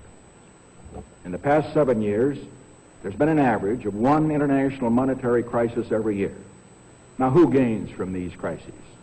Not the working man, not the investor, not the real producers of wealth. The gainers are the international money speculators. Because they thrive on crises, they help to create them. In recent weeks, the speculators have been waging an all-out war on the American dollar. The strength of a nation's currency is based on the strength of that nation's economy. And the American economy is by far the strongest in the world. Accordingly, I have directed the Secretary of the Treasury to take the action necessary to defend the dollar against the speculators. I have directed Secretary Connally to suspend temporarily the convertibility of the dollar into gold or other reserve assets, except in amounts and conditions determined to be in the interest of monetary stability and in the best interest of the United States.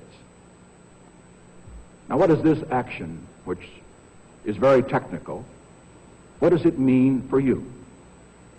Let me lay to rest the bugaboo of what is called devaluation.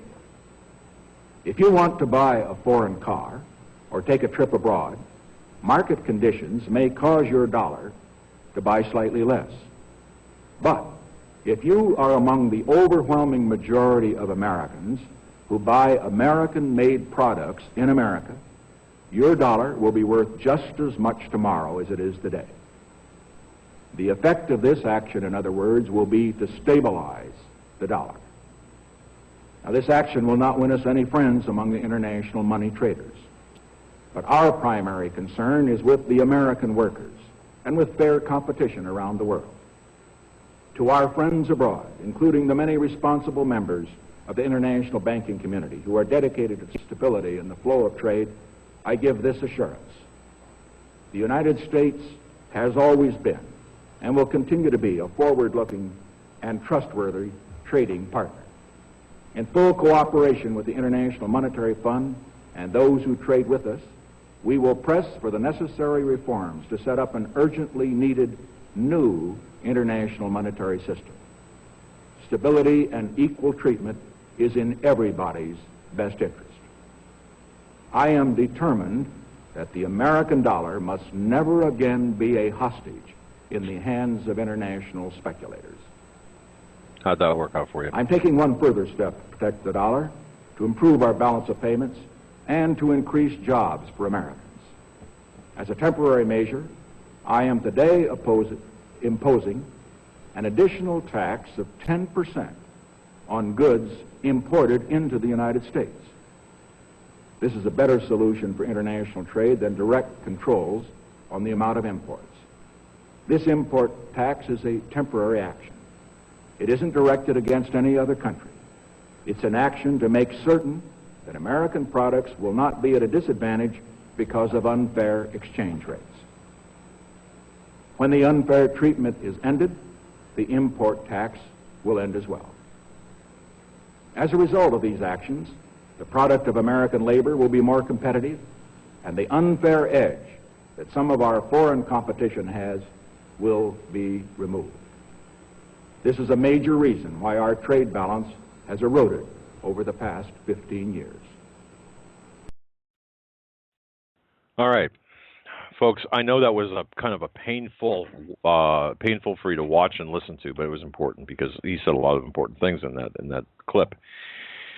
People, we've got a tendency to forget history and the importance of events. This singular event. Now, who was the architect behind this? Who was the Fed chairman at the time? Who was the Treasury Secretary at the time? Did you catch that? Connolly, of course. But okay, but why did he do this? This was the coward's way out. Okay, now we were facing inflation. We were facing tremendous we were looking at a small 2008 type event back in '73 or. Yeah, right. What year is it? 73? August 15th. I just forgot the year all of a sudden. Okay. It was 73 or 71. Anyway, here's what you need to know about this. When this took place, the architect behind this was Henry Kissinger, essentially, and Kissinger working with other globalists, including Brzezinski. Yeah. And what happened, or the reason that this was done, taking us off the gold standard, was not for the reasons given by Mr. Nixon. No. Go ahead. The reasons were the globalists behind the president, who names were still relevant today, the Rockefellers. In 1968, Rockefeller pledged support for the New World Order. In an Associated Press report, he pledges that the president would work towards international creation of the One World Order. Also, President Nixon in 1972 visited China. In a toast to a Chinese premier, Chou En-lai, former CFR member, now President Richard Nixon, expresses the hope that each of us has to build a new world order. And in speaking of the new coming world government, Roy M. Ash, Director of Office of Management and Budget, declares that within 2 decades, the institutional framework for a world economic community will be in place. Aspects of individual sovereignty will be given over to a supernatural authority. Now, and I want to break in here for a second because there are many sites that reference this particular video. There are not sites and economists and what have you. And no one wants to talk about the elephant in the room, that being why. Why did this happen? Well, of course, to avoid the ostensibly. I'm sorry, you kind of. Yeah, I'm sorry for interrupting you. No, the reason they implemented to take the gold off the U.S. dollar was part of this plan to destabilize the dollar. Right. This was a long-term plan, as we talked about how after September 11th, I always used to hear you say the Muslims think in terms of generations, not in terms of. And so do the globalists. Exactly. They don't even think in terms of generations. They think in terms of centuries. And see, this was I think of all the events of the last 50 years. This 4 minutes of audio and video, this 4-minute announcement, this one announcement is probably the biggest, one of the largest turning points in American history. When Nixon took us off the gold standard and replaced gold and precious metals behind the greenbacks for the word of politicians. Right. At the behest of the globalist bankers. And think of this. When Woodrow Wilson passed the Federal Reserve Act, this is what he said. Since I entered politics, and this was in 1913, since I entered politics, I have chiefly had men's views confided to me privately. Some of the biggest men in the U.S. in the field of commerce, manufacturing, are afraid of somebody, are afraid of something. They know that there is a power somewhere so organized, so subtle, so watchful, so interlocked, so complete, so pervasive, that they had better not speak above their breath when speaking in condemnation of it. And this was in 1913 by Woodrow Wilson, just prior to the pass of the Federal Reserve Act. Okay, now basically a plea to people who could understand that this is being done intentionally, with intent, and for cause. And who it was without naming names, really. The shadow government. But here's where it affects us today.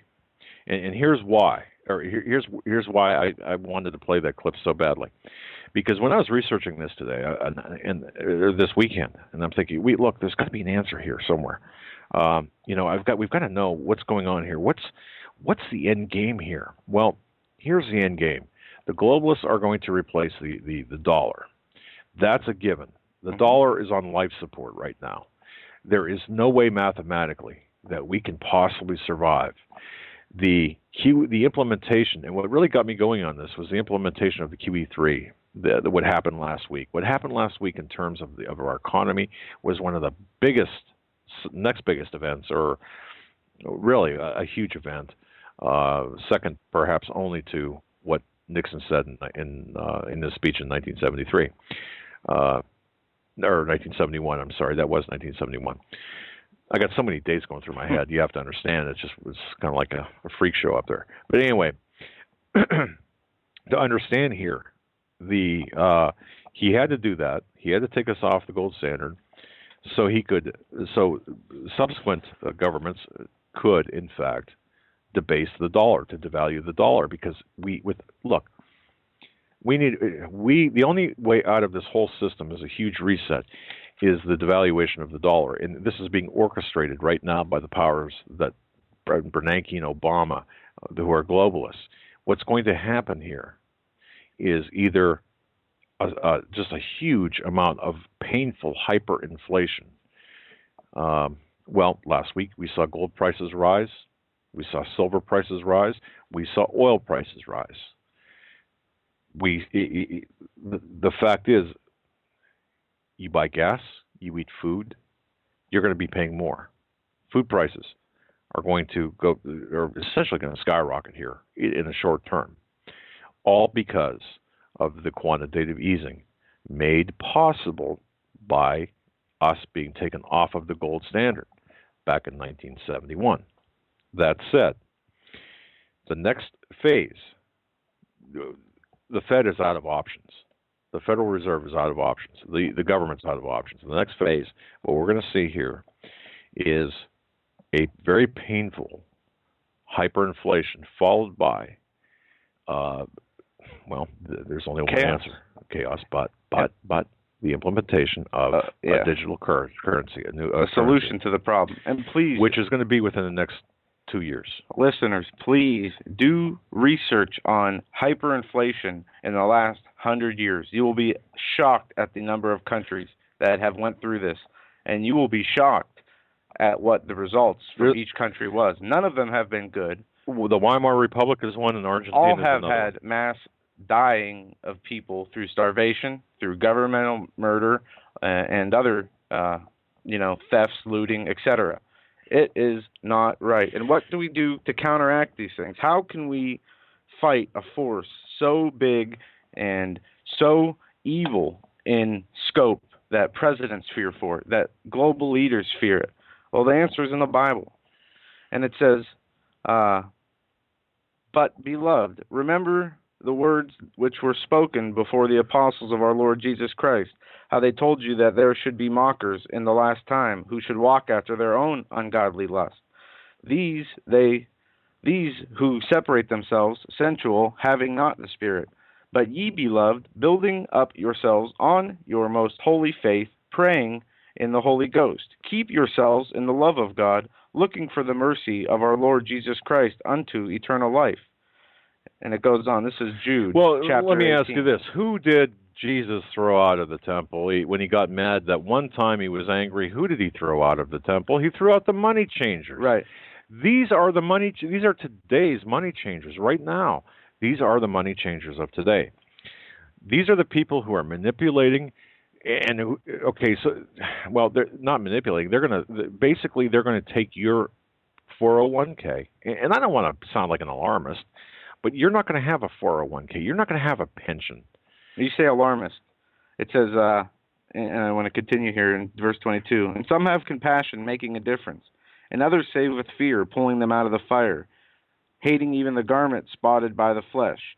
And it talks about you could be saved by grace, by fear, by many things. But I'm not saying you're being fearful. But it's like being in a burning building. Each person, it takes a different situation to wake up or change your behavior.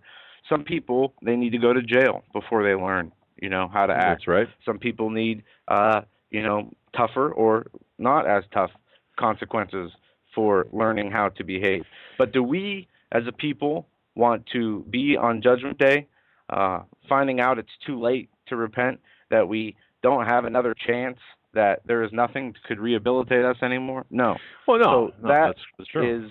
We need to do and get right with the Lord right now, regardless of what's happening in the world. I don't care if the dollar is at the highest level and everything is fine and the president is, handing out roses in Libya instead of dropping bombs with drones.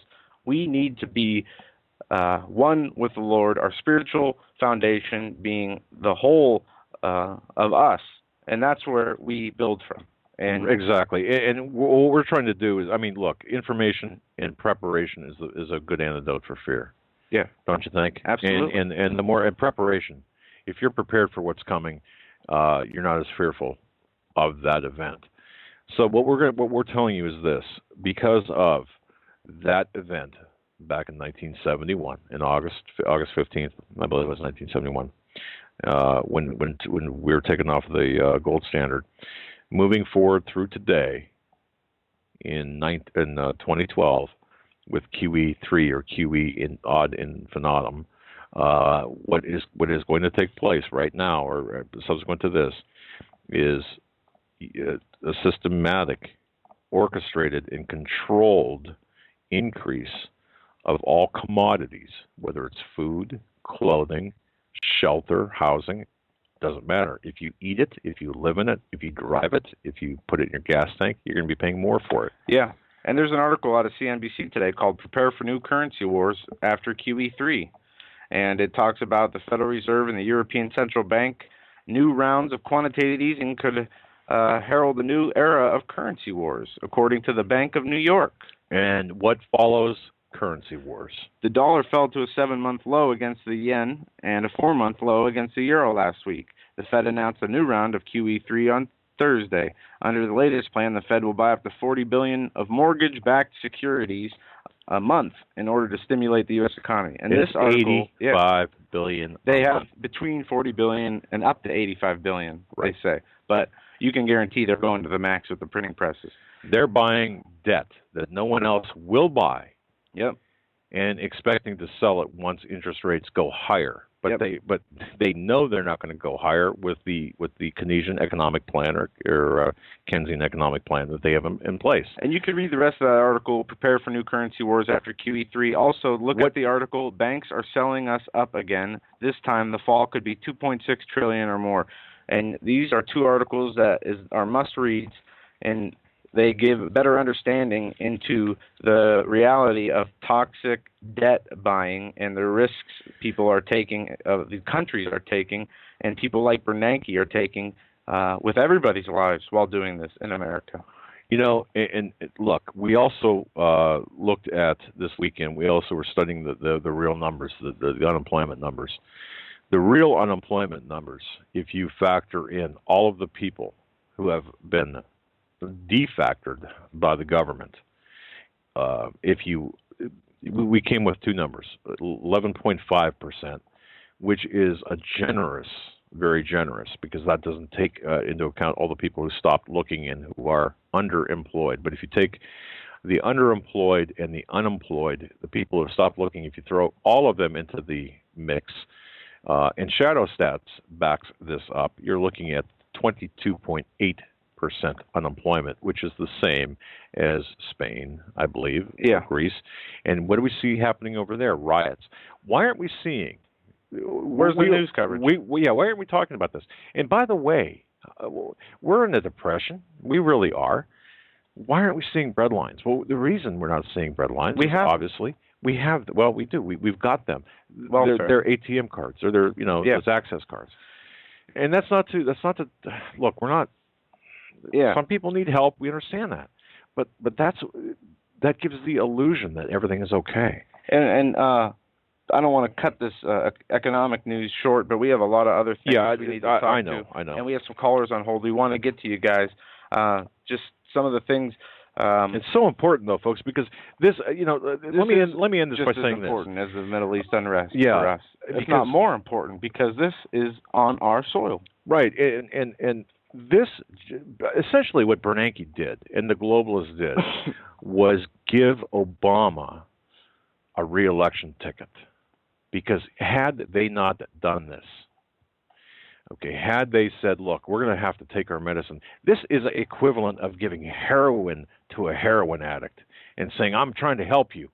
I'm trying to help. So here's how I'm going to help you. I'm going to give you heroin, more heroin. Yep. Now, you need to go through the detox. Yeah, exactly. What does the heroin do? It just puts off the signs or the symptoms of the detox. The withdrawals. So, we're going to give you heroin. This is heroin. This is crack to the globalists. This is crack to the folks. And I'm going to tell you something. I'm going to tell you this the next time you go to the grocery store. And please, folks, please, just stock up on food. Yeah. Okay. If you have no money, an extra can of food, an extra whatever. If you're in the same position as us and most of the people who listen to us are, it's going to be very tough to find the money to save for food. So just do what you can. Coupon shop. Find bulk items for cheap. Like I always say, oatmeal, rice. Those are especially oatmeal. You can get oatmeal for real cheap. You start with that. Start with the small things and pray, and the Lord will guide you in those decisions, and the Lord will help you with what you need if you ask Him. And we got to move on here. But folks, we will get into this a little bit more tomorrow because there's a second half to this, folks, or not tomorrow. Maybe tomorrow because tomorrow we have a special guest, Larkin Rose, and nobody's going to want to miss this show, guys. Larkin Rose. This man has written 3 books. He is an intellectual giant, really, internationally known author. And I'm so excited to have him on the show. It's just going to be great. But we're going to be talking about part of this is going to be that topic with him. So, all right, let's go on with other things that we have to. We probably should. Thank you for reminding me about this. I had this story up on my show prep here. Amid uneasy calm in Cairo, Prime Minister says some were paid to protest. Egypt's Prime Minister said some of the thousands involved in the days of protest near the U.S. Embassy got paid to participate. State News reported Saturday. The same day, riot police managed to force demonstrators from the area. Prime Minister Kandil said a number of those involved in the tense, sometimes violent protests, which began Tuesday, later confessed to getting paid to participate, according to the state-run Middle East news agency. However, he did not know where the money came from. You want to know where it came from? Who's got money? Yeah. They were acting on the behalf of a foreign entity, he says. Yes, and here's the deal. We paid the United States government via the State Department through the CIA paid these protesters or some of these protesters to protest in Cairo. And yes, it was in American dollars. It was by Americans. It was by our own intelligence agencies to foment chaos in these areas. And we told you during the summer that this was going to take place. Also, war drums. Syrian jets hit Lebanese territory. Missiles fired by Syrian warplanes hit Lebanese territory Monday in one of the most serious cross-border violations since Syria crisis began 18 months ago. Security officials in Beirut and Lebanese state media said. The officials, speaking on anonymity in line with regulations, said 4 missiles fired by 2 Syrian jets hit a rugged and remote area on the edge of the Lebanese border in the town of Arazal. Yeah, that's pretty hard to say. I don't know. Immediate reports of casualties there were none, but we need to watch this as the war and rumors of war continue to increase. And we just got some piece of information that relates to this within the next week to 15 day. Within the next week to 2 weeks. Or within the next 15-day period, expect to see some event over in the Middle East that will dwarf or that will make the Libyan situation look like a small issue. Last story I'm going to mention here, and we're going to go to phone calls. General Motors wants out of the government. Obama says no. The Treasury Department is resisting General Motors' push for the government to sell off its stake in the automobile maker, the Wall Street Journal reports. Following a $50 billion bailout in 2009, the U.S. taxpayers now own almost 27% of the company. But the newspaper said GM executives are now chaffing at that, saying it hurts the company's reputation and its ability to attract top talent due to pay restrictions. And that's what happens when you nationalize a car company. Yeah, what's important out of this report is that for every $1 that is added to the economy, it added $3 in debt. That's right. And that's look, this would not have really been economically feasible had we not gone off the gold standard. And with that, I won't get into the explanation, but just trust me on that. We're going to go to phone calls. Area code 219. You're live with the Hagmann and Hagmann report. Lightning round. We're going to go to phone calls. Area code 219. You're live. Myself. Go ahead. You're up. Praise the Lord. Can you guys hear me? Yes, we can. We can hear you twice, but go ahead. Okay, yeah. Just if you can cut your audio. Okay, let me just shut this off. Okay. Praise God. I wasn't gonna call, but you did. The Spirit of the Lord just kept pounding on me. Alex Jones had a speaker Sunday. Did you catch that show this Sunday? I'm still working on Alex Jones. Alex Jones. No, I'm not. Okay. This was some geopolitical scientist guy who worked in the upper echelon to the U.S. government, and he was giving his impressions of the Middle East. This guy is laying it on the line. He's saying war within a couple of weeks, guaranteed. So we're He was talking about he's talking about the 25 nations and all these Russian naval vessels and Chinese naval vessels and all of this going on. Right. But what really caught my attention was the impression of the intensity and the urgency in this man's voice and also in Alex Jones' voice, where he was being overwhelmed with the information. People, we're going to see some stuff. Oh, yeah. We're going to see some stuff. You better believe it. We're going to see nothing yet. We're going to see China and Japan go at it. We're going to see Russia, back Iran. We're going to see Israel and Iran. You're going to see that the northern crescent of North Africa go into it. Middle Africa is going to go further into the depths of civil war. We got our hands full. We have our hands. Doug and Joe, I'm in total agreement with you. Total agreement. I looked in the book. I believe it's in Zechariah and chapter 14 or 13. I'm not for sure, but the prophet begins to say, "And there shall come a great atonement from the Lord, and man shall lay hand upon man, and neighbor upon neighbor." There's going to be a great panic that's going to set this thing off, and people of God, we are going to see a side of God that many of us cannot comprehend, does not exist, and it's going to cause many of us to swallow down the word that our Master Jesus says, "In those days men's hearts shall fail them, for the frightful events that shall be coming upon the face of the earth, for the very powers of heaven shall be shaken." Mm-hmm. Amen, my friend. And we're there. And Doug, and Doug, just real quickly, I don't have many dreams. I'll cut this real quick within 1 minute. I don't have many dreams. I've been walking with the Lord close for 30 years. I've done a lot of research in geopolitical military affairs. To cut a long story short, I had a dream after September 11th. I had a dream after what happened in New York. I had a dream that I seen, I don't know if it was an angel or it was a man, standing over the middle part of the United States. He stretched out his hands, one towards California and another one towards New York. And out of each finger began to proceed plagues, war, famine, disaster, horror. And one thing I heard that came out of this particular person's voice, and it was this: "Behold the terror of the Lord, for the land shall quiver and shake under my fury, saith the Most High." And that is where we are at today, Doug and Joe. I'm afraid you're right, caller. Amen.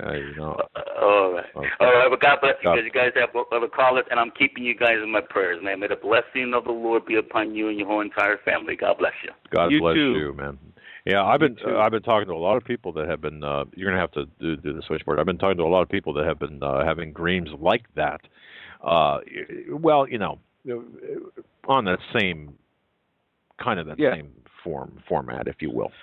We got about 16 minutes left. Let's go get as many people as we can. Area code 304. Then we're going to Phil. 304. You're on the air. Hagmann and Hagmann report. Hi, Joe and Doug. This is Mark, the NRA instructor from down in Wheeling, West Virginia. How you guys doing today? Mark. Hey, Mark. Good to hear from you. Hey, good. How's the German Shepherd doing? Good? He's got some problems, but... he's got some sinus problems there. Uh-oh. Well, I'll say a prayer for him here tonight. My new girl, Nayla, says hello to your boy, so that's the message for this evening. As I go out and talk to the business people, we own 3 businesses down here in Wheeling. There is such an undercurrent right now of fear and just hanging on by their fingernails. We're in the process of renewing a lease down here for one of the businesses, and I went and talked to about 5 or 6 business people that I consider close friends. And I just asked them, I said, what happens if President Obama gets reelected? What are your plans? And 4 of the 5 told me they'll close within the next 12 months. So that undercurrent that's brewing of all the people that are still out there that are trying to contribute to the economy and what's left of it continues to trouble me in that these people have reached their wits' end. They've exhausted their savings. They don't know what to do. Business in this quarter has dropped significantly for most small business people. And so, they're just hoping upon hope that something can turn this around. And I just have this sickening feeling in my stomach that the way this election is being structured, that there is going to be no end result except for President Obama to be reelected. Here we are sitting how many weeks away from the election, guys, and I still don't see Mitt Romney making any significant inroads with the common man. In fact, go ahead. I'm sorry. Oh, I didn't mean to interrupt you. I just wanted to say we were on a show before this show on Tennessee, and we talked about this, the changes we would see, if any, between Obama and Romney. And I think my dad said it best when we'd see it go from 5th gear to maybe 4th gear. Yeah, we're going off a cliff right now in a Corvette. And again, I think Keith Hansen has said it. I'm borrowed from him. Yeah, changes we'll see will be very minor, but as far as policies, economy, none of that will be any different. No, it's not. It's not going to be. It can't be. But go continue. Go ahead and continue. Well, I listened today to an interview that was leaked supposedly from an unknown source, having been at a dinner. It must have been a fundraiser for Mitt Romney, and they played 10 clips in succession, where Mitt said, I was born with a silver spoon in my mouth, but when I inherited all the money from my father, we gave it away, to charities, and I kept the money that I made for myself. He also made the comment, which I found very interesting, is that, now he said this to a group of people, 47% of the people are going to vote for Obama. There's no question about it. These are his words. And because they are on the government dole. And, for someone to say that, and then he continued on in the interview, there was a clip about he wished there were more legal immigrants, and he wished he was better off with the Hispanic community to get more of their vote. So I don't know. That's the kind of thing that our media is playing up, and we're never going to get any traction, nor do I think it's going to make a difference in the end result of this election when things like that are being promoted out there. Right. You're exactly right. Unless that's what they want. And, that is what they want. I mean, you see this. Look, go ahead. No. But you look at the movie The Innocence of the Muslims, and in 5th grade we probably could have made something that was more offensive than that. And then look at how it was played out. It was redubbed. It was gone ahead then and converted to Egyptian. And then, as you just said, someone was being paid to protest and to go ahead and do this.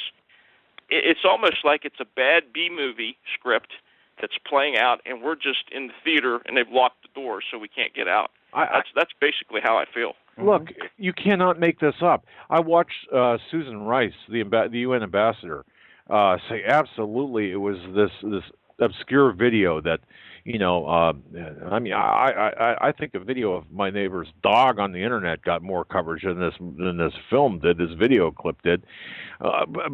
But here's the thing: these people are peddling this as if people really believe it. And the sad part is, a lot of people do believe it. Oh, it was this film. It was this video.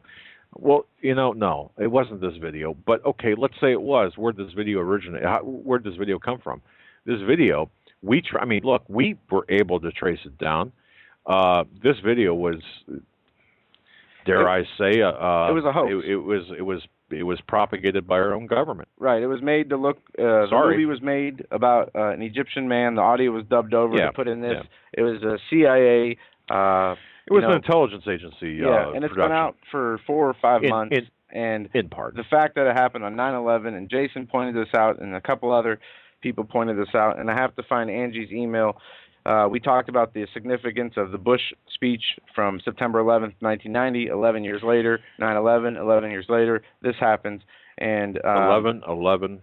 She sent me the clarification. Wow. It says the number 11 in this book she was reading about the prophetic numbers. It's by Nancy somebody. I'll get the information. But she says it's a time of paradigm shifts. Yeah, and you know what? And two, look, I know I know, caller, you're a stable guy. You're mentally stable. We are too, or at least we like to think so. Nobody likes to think about, 11/11, the numerology and all this stuff. It's not important whether we believe it. It's the people who are behind the scenes, whether they believe it, that type of thing. So this is kind of what we're talking about.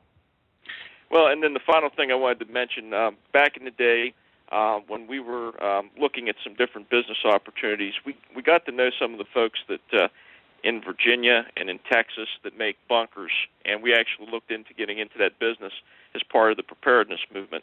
And during that time, we found out that to get the parts for the bunkers, the blast doors and the air filtration systems, was nearly impossible at that point. This was about 2 years ago, because the government was on such a crash building program to go ahead and create these facilities for themselves. Wow. And what was interesting, as an NRA instructor, we talk amongst ourselves down here, and we found on the Washington-Pennsylvania corridor, one of the guys had a son who was basically in the military, had a security clearance, and what he told us was that there was a facility being built up there to hold approximately 3,000 to 4,000 people on the I-70 corridor, and all the construction we've had down here for about the last 12 years on that road was designed specifically to conceal that construction.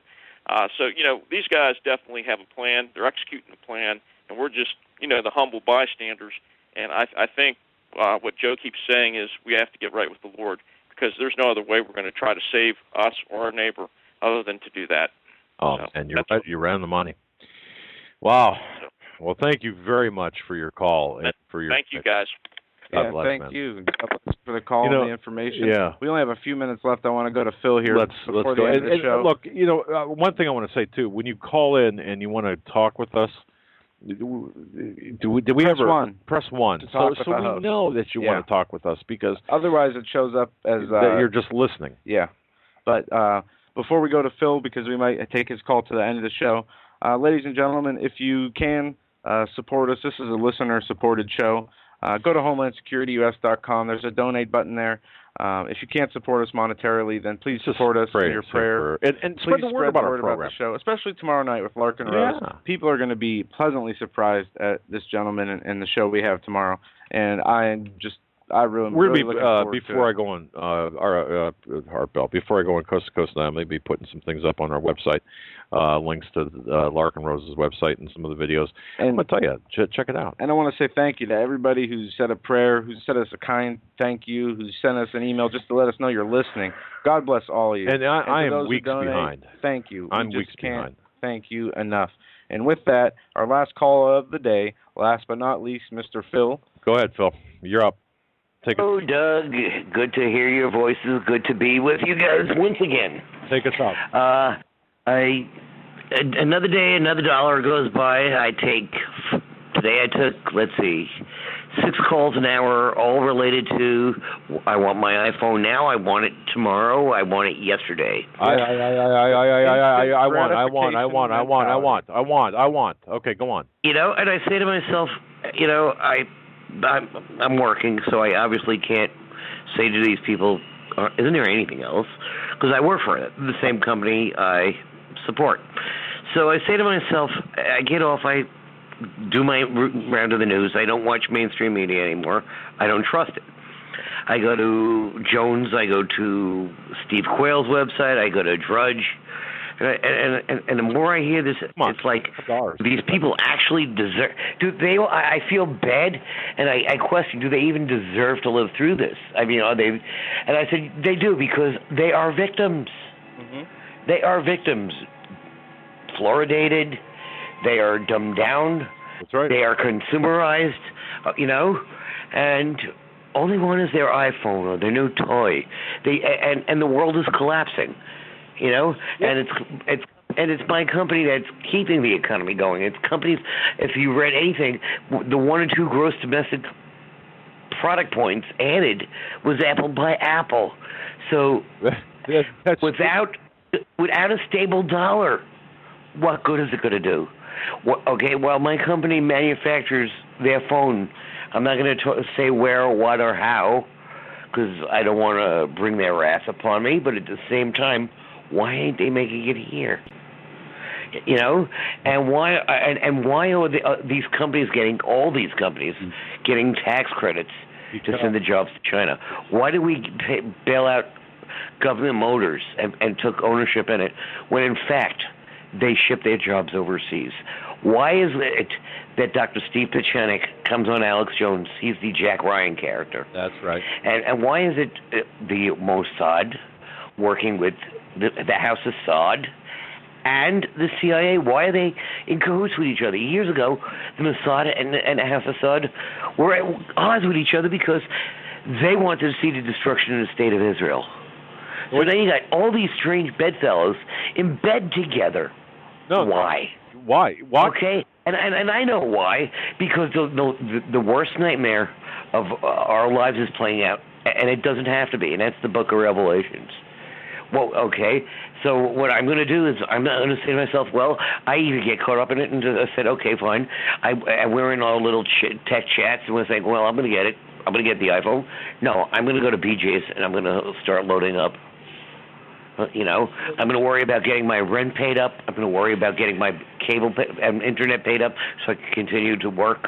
I'm going to worry about paying my bills and putting food on the table. And that's what I'm going to worry about. And hey, people. Phil, listen to me. I got to tell you this. You know, and then I called. And hey, one more thing. I speak with Greg Everson. I said, what are you hearing in intelligence chatter? Yeah, that's what did you get into. Go ahead. Hurry up. Sorry. All right. So, and he told me that there's a possibility of a broken arrow. And I'm saying, oh, no.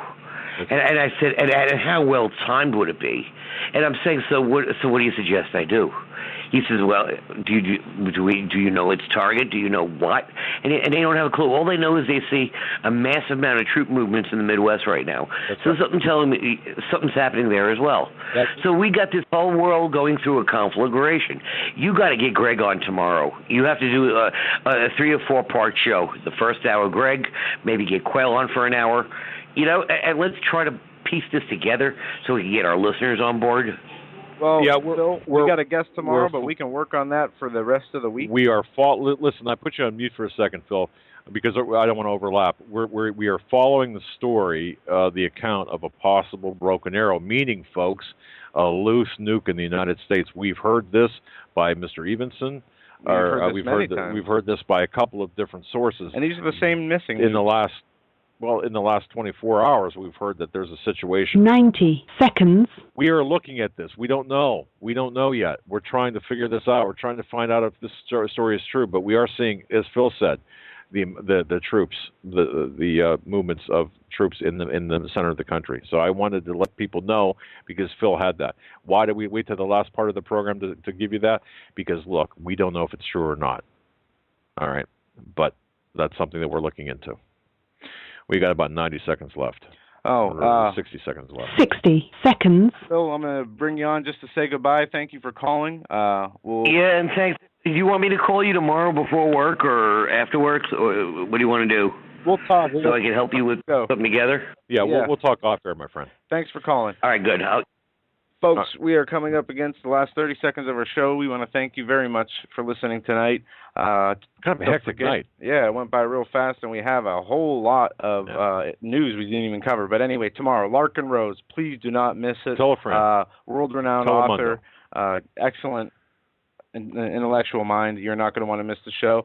And we might have some surprises set up for you later in the week as far as guests, and we're going to try and get Greg Evenson and Stan Deo on. Please, say a prayer for everybody in the world tonight. Say a prayer for the United States. 10 seconds. Say a prayer for the listeners and yourself. God bless you. Just hit your knees tonight. Get on your knees tonight and thank God that you're still with us, or you're still here and you're living in these times. Amen. You guys have a great night. We'll see you tomorrow.